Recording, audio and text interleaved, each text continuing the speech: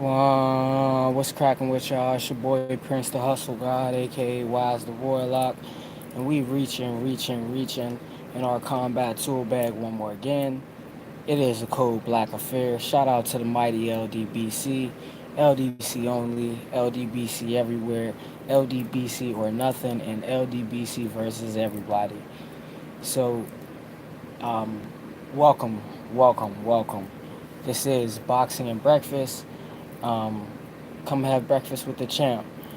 This is the replay friendly live. So, um, if you're not up, and at this time, when you do get up, you got something to have breakfast with. A little battle with your breakfast. So, it is fight week. It is fight week. A mega fight week. A major fight week for boxing. Um, we have uh, Devin the Dream Haney versus George Kambosos 2. We have Clarissa Shields versus uh, Savannah Marshall. We have um, Anthony Durrell versus um, Caleb Plant. We have Deontay Wilder versus Robert Helenius. Um, we have Focus Ball um, fighting all on the same day, all October 15th. Now, I have a video on my channel called The Conflict of Boxing, October 15th. Um, Simply put, because if we were to try to um, be in person and support all of these fighters, it would physically be impossible. Um, so we would literally have to pick one to be physically in person with. And if we were in person supporting that individual, then we would miss all of the other cards. So that requires most of the hardcore fans or the fans that are fans of Clarissa and Deontay or and Devin Haney or two of the three, any matchup or mix up, um, we they'd have to stay home and they'd have to um, essentially purchase multiple packages and coordinate with multiple devices. Um, that said, that's just what we have to do to support. And what's cracking with you, D Man Jr.? What is cracking? Welcome. Uh, so yeah, we'd have to stay home and support in that way, and we're committed to do so at this point. But it's just a reminder that I have a video detailing why it's the conflict of October 15th. But it doesn't take away from the fact that as boxing fans, it's a major treat for us. So we have a big day coming up Saturday. But before I get too in depth uh, with today's video, um, I want to specify and emphasize that we have the Iron Lion, we have the healer mind body coach teacher, um, we have Focus Ball fighting on October 15th. We have Focus Ball fighting on October 15th, LDBC's own. Um, every time, just so we're on the same page, every time I hear of an LDBC member having a bout, be it amateur or pro, it will be uh, announced, maybe not announced, but it will be promoted on this channel. This is a LDBC first channel. This is a Code Black channel. So that's just how we rocking over here. So we support our own. We love our own. So um, we want not only ours to do well, but we want it to be big. Stephen L. the Mac, welcome. Come on over to the table. Some battle and breakfast for you. Battle and breakfast for you. Um, But yes, I was just saying again, we have Focus Ball fighting October 15th. I'll try my best to get some more details from him, but I'm sure he's been promoting, so just definitely hit his IG. Um, Check out his YouTube channel. He's usually going live after a sparring session or en route or training. So he always has some details there. But that said, I just want to over articulate, I want to emphasize that we have our own fighting. So we have to do what we can to support them and to make sure that the LDBC shines. But yes, on the same accord, today's video is more so on one of the, because this is such a big fight week, and all of them fall on one day. I want to take the time to give each bout its own show for this week. So Monday through Friday, I want to try to cover uh, like Devin Haney versus George Kambosos, Clarissa Shields versus Savannah Marshall, Deontay Wilder versus Robert Helenius, uh, Gary Antonio Russell and his bout, and Caleb Plant and Anthony Durrell their bout. So I want every episode to be specifically for their own, just as a precursor, so we know what's going on. Um, I just checked out with Stephen L. Mac and D Man was saying in the chat they over there wilding. But so today I want to talk a little bit about Devin Miles Haney. Obviously he's a foundational Black American. So he's an American boxer. He is currently the undisputed lightweight champion, holding the WBC title, WBA, IBF, WBO, and a ring title. Um, he has been a career lightweight. That's 135, obviously, and his whole time at lightweight, Devin the Dream Haney has been calling for names such as Tank Davis, Gervonta Tank Davis, Vasil Lomachenko, Teofimo Lopez, Ryan Garcia. We've had a number of reasons for why they can't fight, or why it won't happen now and why it should happen later, and blah blah blah from each of them, from Teofimo, from what happened to the meeting with Bob when there was no meeting with Bob about Teofimo and Devin Haney, where there was a meeting with Bob about Devin Haney but not Teofimo. So and another example, we all know Ryan Garcia won the belt to become the interim belt, which essentially makes him the man, like above the mandatory, like the number, like no, above number one. It makes him like the mandatory, entitled to a title shot at the WBC. And he in the ring stated that, you know, you too good. I want to fight you last.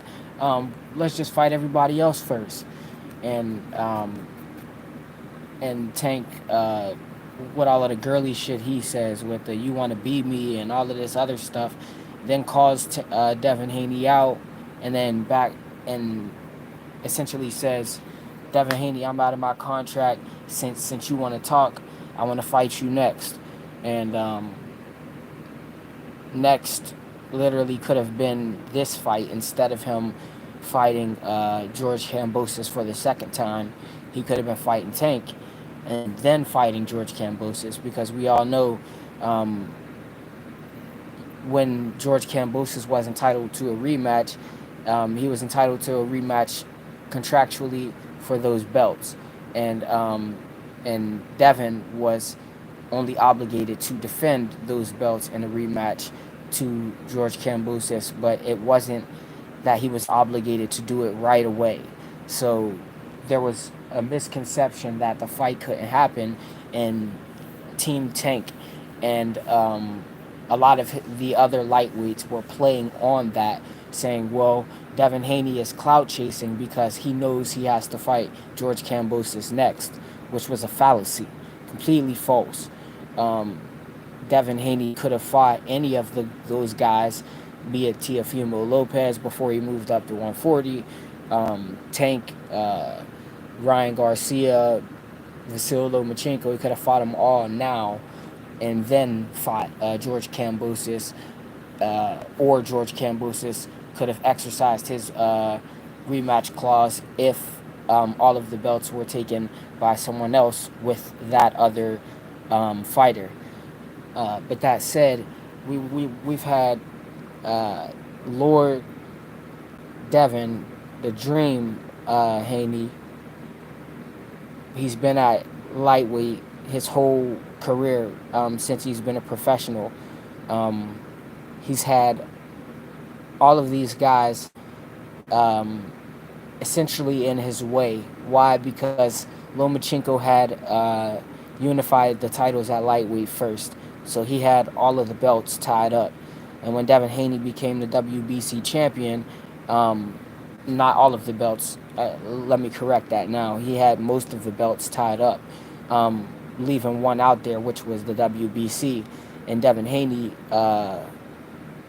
was number one in the WBC rankings, and then became, I think, interim, if I'm not mistaken, uh, to be able to fight. Um, no, I got that messed up. Lomachenko had the WBC belt. He had the WBC belt. um, Devin Haney did become ranked number one, and then became his mandatory. And instead of Loma fighting his mandatory, like he has in multiple other occasions, he opted for the franchise belt. I do apologize. I had fatigue brain, guys. Just getting done running. But yes, so he literally had to. I mean, he had to fight Devin Haney to defend the WBC, and he did everything he could to not fight Devin Haney. And his best choice, and the choice he exercised, was to opt for the franchise belt that has no mandatories, and can't be forced to fight a number one or an interim champion. So he received publicly. I remember because he had some like khaki shorts on. He went to the WBC convention, walked up on stage, and yes, he definitely requested it because they said he has to request it. So I'm either gonna believe a guy with a little more melanin in his skin or a little less melanin, and you know how we rockin'. It's a cold black affair over here. So even though Loma hasn't like, well, I can't say Loma hasn't proved to be a liar because he's acting like he hasn't stated he wasn't running from Devin Haney, but he's clearly been ducking, and that's a lie. And Mauricio Suleiman is definitely a liar too. But hey, like I said, he got a little more pigment in his skin, and a little more believable. So yeah, he said Loma requested it, and in that it freed up the WBC. And they said Devin was the email champion, but Devin fought. Um, if I'm not mistaken, it was Abdulayev or Moran, one of those two, um, or was even somebody before that possibly, to essentially receive the belt. Like now, he received the belt outside of the ring, but he made a defense immediately. Like he immediately defended the belt. So it wasn't like he got the belt and never defended it, or got the belt and just sat on it. He got the belt and immediately fought and defended it, and essentially from that point forward, he was giving every fighter their biggest payday. Their biggest payday. This is before he was undisputed. This is when he just got the WBC belt, and so he was already ducked beforehand when um, he didn't have the WBC. Now he has the WBC, and Loma is unified and has the franchise belt. So he's posing as undisputed because he has a green WBC belt, but it's not the WBC title. It's not the championship. It's literally a trophy, as Mauricio Suleiman put it. But then he has the other belts, the IBF, the WBA, the WBO. And still, Devin Haney calling him out. He does not fight him. He goes on to fight other guys and then fights Teofimo Lopez and loses them all. And now we have Teofimo Lopez, who, um, it's painful to talk about Teofimo Lopez because he's so strong as a puncher and has so much potential and freedom as a boxer that you want somebody like that to win. But when they're shot the fuck out and delusional like he is, and such a scumbag, like slime ball, like you're just like, damn, like I can't really rock with you. There's nothing about you I can rock with, period. Because you radiate lane. You know what I mean? So that said, he gets the belt and start doing this whole song and dance where um, Devin Haney doesn't want to fight me when Devin Haney's been calling him out. And um, yeah, he's told so many lies that I don't even want to go into one specific, because then that'll remind me of the 70 other he's told. And he him and his dad lied so much about Devin Haney. It's became part of their propaganda to literally be like, look, if I tell this lie to this person and this lie to that person, they'll be so confused that they'll be arguing with each other instead of um, challenging me. So you would think he and his dad, they think they're smart by doing that, but we see the play. Like, you're not smarter than any of the media people you're trying to outsmart, sadly. And yeah, so let's just move on. He also ducked as a unified champion. Tank this whole time was dancing around in weight classes from 129 to 140, collecting belts, JV belts, besides the IBF at 129, I believe, or 126. It was 126 or 129, but I mean 130. You know what I mean? Like uh, that super featherweight.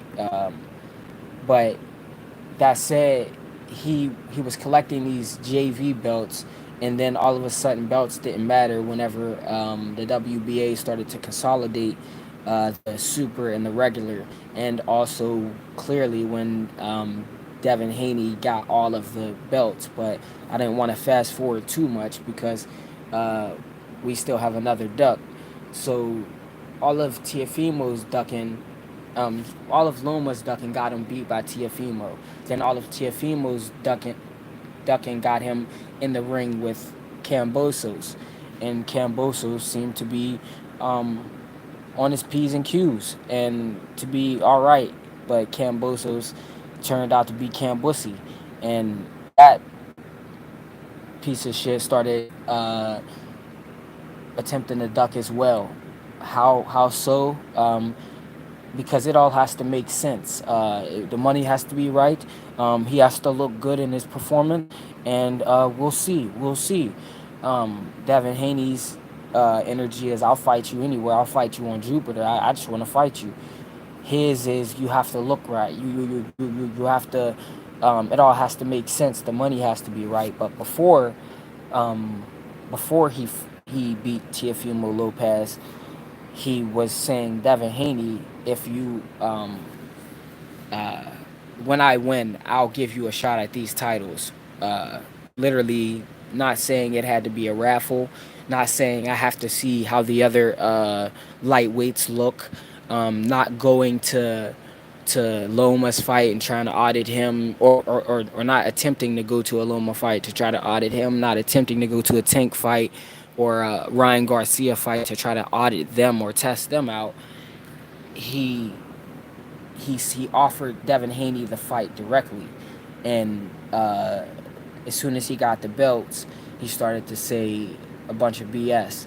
And what trapped him into this was not that not necessarily that other people didn't want to fight him. I mean, Shakur Stevenson at 130 at the time, who, let's be real, had the shortest run in like all of these weight classes. Like, I like Shakur Stevenson, but it's like he was in 126, didn't fight Gary Russell, didn't unify, was in 130, fought two names, and unified two belts, didn't become undisputed. Now he's already moving up to 135. It's like he's, I don't know if he's trying to fast track, but Clarissa Shields fast tracked. She was undisputed in multiple divisions, but I digress. I say that to say that people were lunging at the bit to fight Kambosos. To fight Kambosos. It wasn't like people didn't want to fight him. The issue was Lou DiBella. Lou DiBella blackballed himself with PBC because he tried to steal Deontay Wilder, and he can't do business as a manager or representative of George Kambusi Boy, um, negotiating with people who won't negotiate with you at all. So that closes the PBC, Showtime, and Fox door. Bam.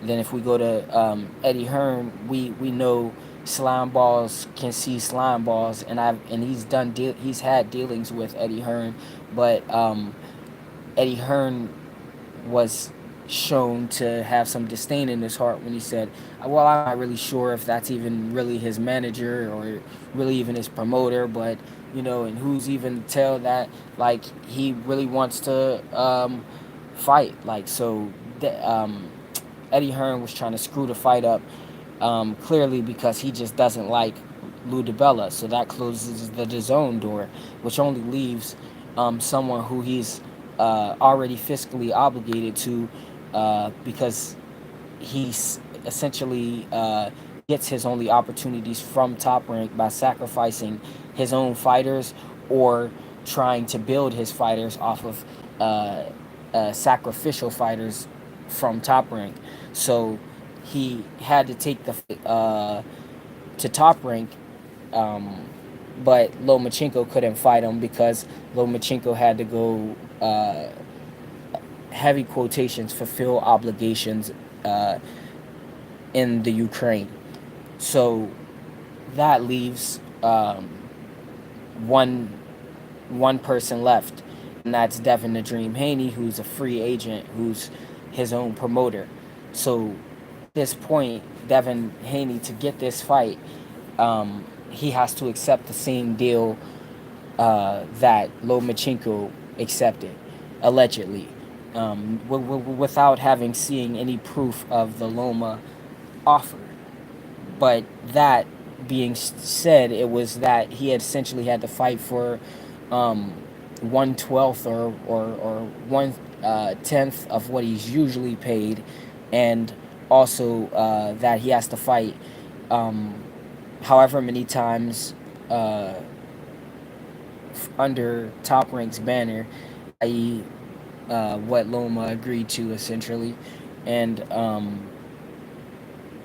also that would be the only way he would get the fight with along with other stipulations, and even leading into this fight, the first fight, they tried to do everything possible to derail Devin Haney, to mess him up mentally, to mess him up team wise. He had one of his team members get arrested over there. They tried to keep his dad out literally until the final hour, who is not just his dad but his trainer as well. Um, they were calling him, for those who watch this in the replay, or aren't privy to American politics, when you call anybody ethnic boy, but more specifically, and this is with exclamation marks, when you call a black person boy, there's so much negative history that comes with that, that it so much so that it doesn't even mean boy. It has an entirely different. It just has too much history with it. Put it that way. Too much negative baggage that and so much smoke that you don't really want. That it's best to keep it out of your um, typical phrase or daily phrasing to anyone other than anyone ethnic. Maybe you call white people boy and you're white and that works. But when you call a black American boy specifically, um, don't be don't be surprised on how they react. If they react physically, if they lash out verbally, if they begin to threaten you, just trust. Like there's a lot that comes with that. But that said, that was one of the many things that was done to Devin Haney. The money, the keeping the dad out, the signing with Top Rank after being your own promoter, the and switching networks from DAZN to ESPN. There was so much that they did to try to literally throw him off, and he had a flawless performance and became the undisputed champion. Even then, we had a bunch of guys uh, who looked at him like he was the email champion all before this. Now that he had everything plus the he said he's the email champ and all of the other champs basically, right? He's the champ. And now we have Ryan not wanting to fight for any belt, just wanting to fight Tank.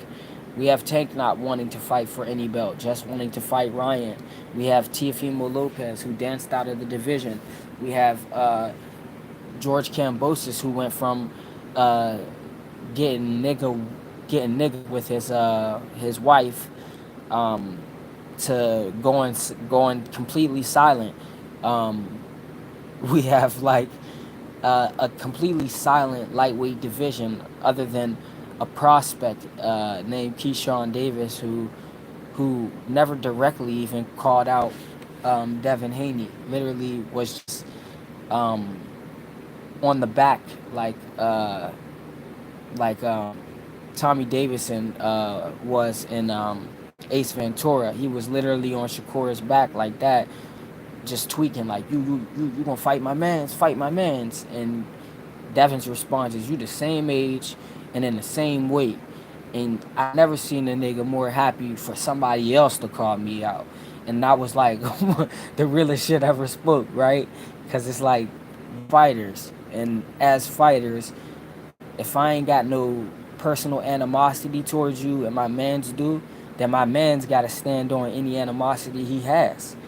But if I got animosity towards you, my words is, meet me at this weight class, or come down to my weight, or I'll come up to your weight, or let's get it cracking somehow.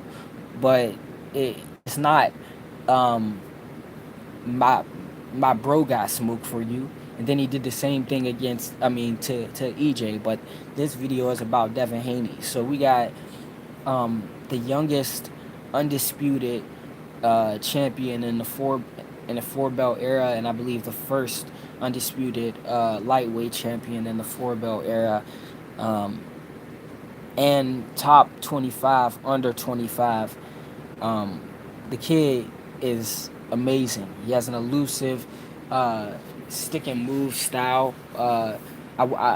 Most people compare him to Floyd Mayweather, and in that I see that. I see the Floyd Mayweather style because of the Floyd Mayweather connection, but I do see him more so as the first coming of Devin the Dream Haney, but definitely a reincarnation of even though he's still with us, Sugar Ray Leonard. Like this kid is Sugar Ray Leonard 2.0. I mean, the low guard, the stabbing jab, the piston like jab, the speed he has, his ability to blitz you at will, landing combinations and blitzes and then be defensively so responsible that it's almost as if it's almost as if he turns this into a sparring match that that he takes away your intent to kill and makes it an intent to score, to just land, because he's that skilled. And in this matchup, I seen Devin pushing himself in this first George Kambosos matchup, um, to not just rest behind the jab, like, because in boxing you win with the jab, you control the fight with the jab, and you hurt them with everything else, which is why everything else is considered a power punch. So he's scoring and controlling people effortlessly with his lead hand, but then he mixes it up for us, the audience, just to give you some extra damage, because he has no malice in his heart. He's a great sportsman, and doesn't do much crazy shit talk. He literally just, I want to fight the best, I want to test myself, I want to see how good I am. So after winning and controlling with this jab, and while winning and controlling with the jab, he'll bring us, he'll throw in a nice nasty check hook, or a nasty up jab, or a uppercut off the lead side, and then counter everything coming in. So um, uh, not just in the Kambosos fight, but anytime I seen someone pursue, per, try to set up an offense, he or mount an offense, he roll, pull, um, counter to the body, counter to the head, step out, pivot around, and turn them, and force them to have to reset. So not only was he defensive, but then he made them initiate the trade, bust their position, meaning you have a strong, the position you choose to take is your power, is your neutral. And when I bust that position, it forces you to reset.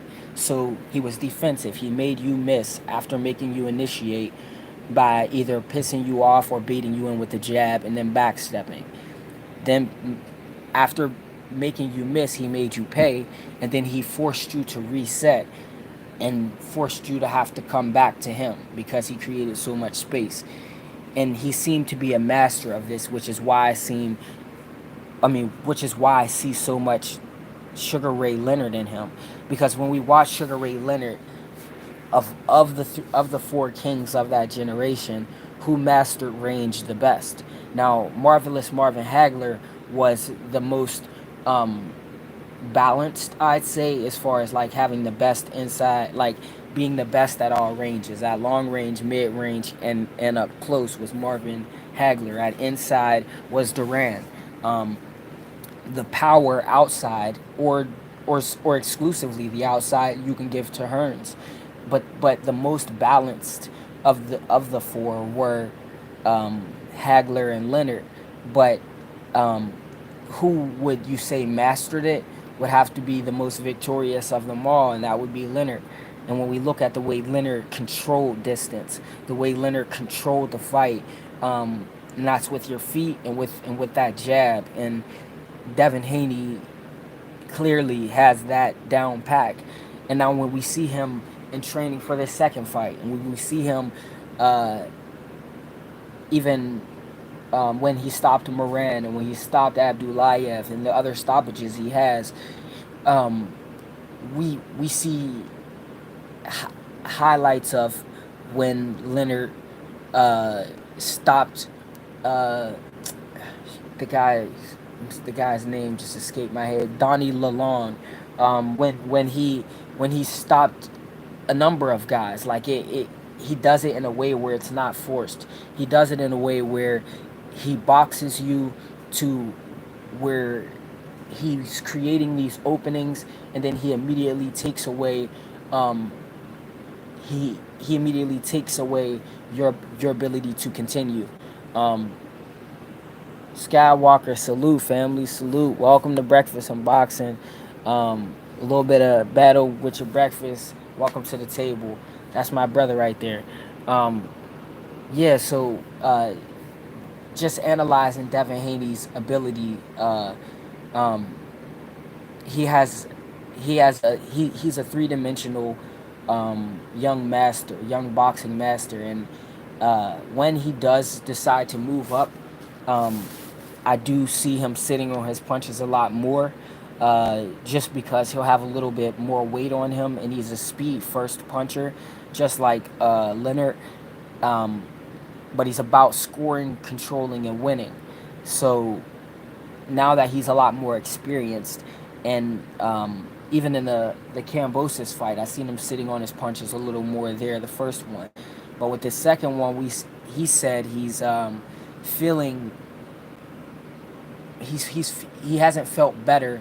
Um, he said this he's feeling like this what how he was on his come up, getting back in the ring so soon, and he says he feels like he hasn't felt as strong or as healthy as he's felt in a while, and we can expect a great showing from Devin the Dream Haney.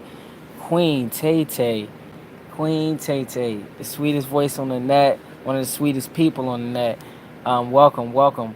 Um, yes, you created the tagline "Come have breakfast with the champ." So yeah, so we definitely got that, and you have a great day too, Queen.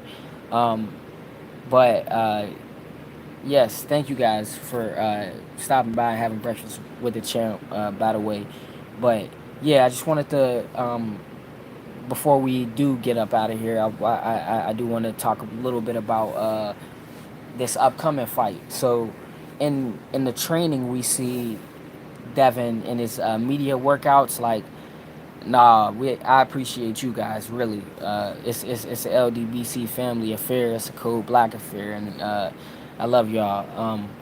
But yeah, so um, and thank you for saying that, Stephen. But yeah, looking at his media workout, like he's his.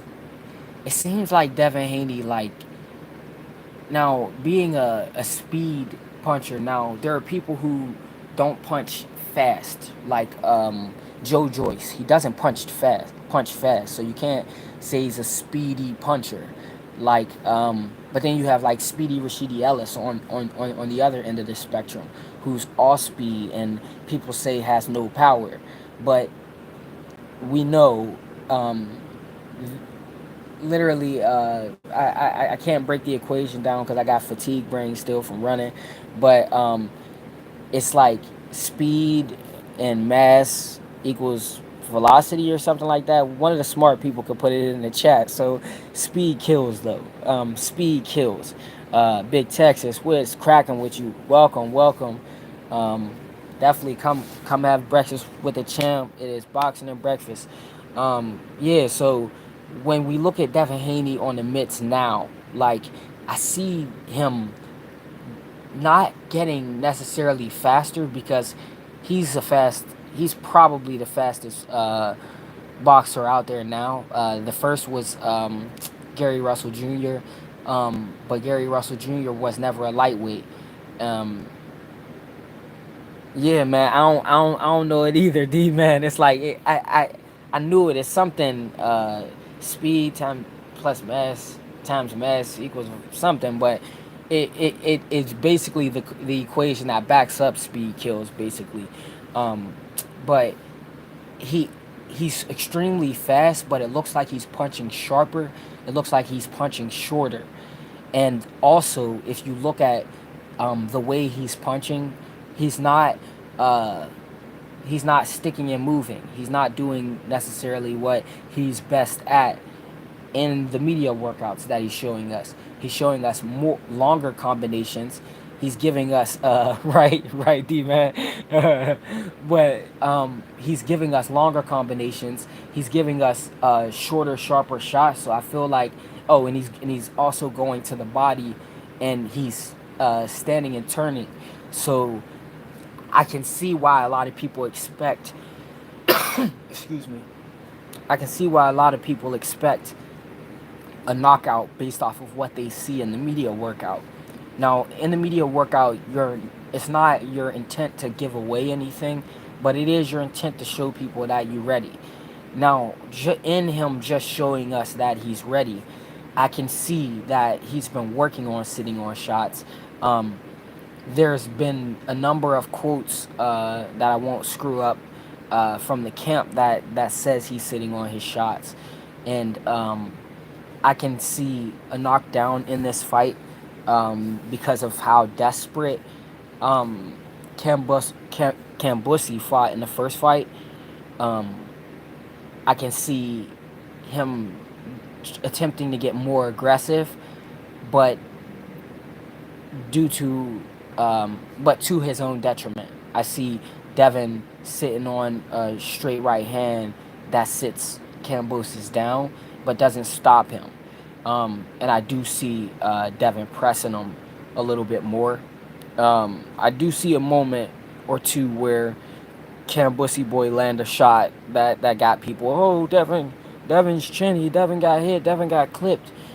Devin has shown to me that Devin has a chin on him, a real chin on him, a real solid beard on him. Because to get hit as flush as he did by Linares, and even to get hit how he was hit by Jojo Diaz, um, and to recover so fast. Now he didn't recover as fast to the Linares shot that he did to the Jojo Diaz shot, but the Jojo Diaz fight was after the Linares fight. So it, they say you can't work on your chin, but I see his recovery improving like that. So Devin Haney, I also have a video on my channel. I referenced in the beginning of this live. There was a video on there is a video on my channel called "The Conflict of October 15th," and if you check it out, you'll see why. But I also have a video on my channel called "The Yin Yang Twins of Boxing," Part 2, "The Good," and that is Devin the Dream Haney and Earl Spence drawing parallels between the two. And I won't uh, some like go into that video in this, but feel free to check it out and you'll see a lot of similarities in the things that I broke down about Devin Haney's style, and his heart and even his approach to boxing, and Earl Spence and their similarities. I do have a Yin Yang Twins of Boxing Part 1, The Bad, and that's drawing parallels between Tank Davis and his Justice League, and Lil Buddy and the Children of the Cornhuskers. Um, they're a lot more alike. Both of these pairs are a lot more alike than you think. Um, Queen 71, welcome, welcome, welcome. Uh, Speed is distance is time. Oh, not the it's the power equation, Queen 71. Welcome, Queen. Welcome, Queen. The power equation in my mind, I think it's speed and mass equals power, something like that. Something like that. But I got you on the speed one. You're absolutely right about the speed. Um, but you can drop that one in there for me too. Uh, but yeah, just in conclusion, looking at this upcoming fight, I see Devin Haney winning a clear unanimous decision, um, up by a lot of points. A, because he doesn't lose a lot of rounds. B, because I do see him hurting Kambosos. Whether it's I don't think they have standing 8 counts over there, and if they do, it could be a standing 8 or a knockdown. I see Kambosos getting hurt. Either a flash knockdown from a straight right hand, or it could even be a liver shot. Because Devin Haney is punching a lot sharper, and he's doing some slick things in there. Um, that said, this fight is on October 15th with a bunch of other fights. Um, we're changing time. Okay, thank you, Queen. Thank you. Um, um, yeah, yeah. So with this fight, this fight, it takes place on October 15th. Um, I think it should be the earliest of the 3 fights. I think it should be the earliest main event. I think. No, I think the girls might be the earliest, but um, I, something was telling me because it was in Australia that this is the earliest fight, but I'm not sure of that, so don't quote me on that. But do whatever you can to support all of the fights. Um, just as a reminder, what I said at the top of the show is most important. Now, granted, Deontay Wilder fights that day, but Focus Ball, LDBC's own Healer Body Mind Coach, Iron Lion, the brother, he fights Saturday. Along with all of these guys. So he is part of October 15th's conflict of boxing, but also the great major night that we're going to be treated with. So Saturday is an all-day box affair. Actually, I think Focus Balls is a MMA match, but it's an all-day combat affair, all-day battle affair, and obviously it's an LDBC thing, so it's a code black affair. Uh, so support all of these fighters. Enjoy all of the fights. Today's episode was more so about Devin the Dream Haney, and we will get into again all of the other fights and give all of the other fights their own show for this week, leading up into Saturday. That said, thank you all for stopping by. Love you all. Um, Shout out to the mighty LDBC. Um, it is a cold black affair. It's your boy Prince the Hustle God, aka Wise the Warlock. We was reaching in our combat tool bag. This was Boxing and Breakfast. Um, Please shop usualsuspect6.com, cop some merch, take a picture, uh, send it to me, show me some love. Um, yes, support the TWT, support the LDBC, everything trilitary. Support my brother, my OG, Kano Loco. Um, uh, yeah, you know the usual. Just support everybody, sub to everybody. Um, and until next time, guys, I'll see y'all tomorrow. Deuces.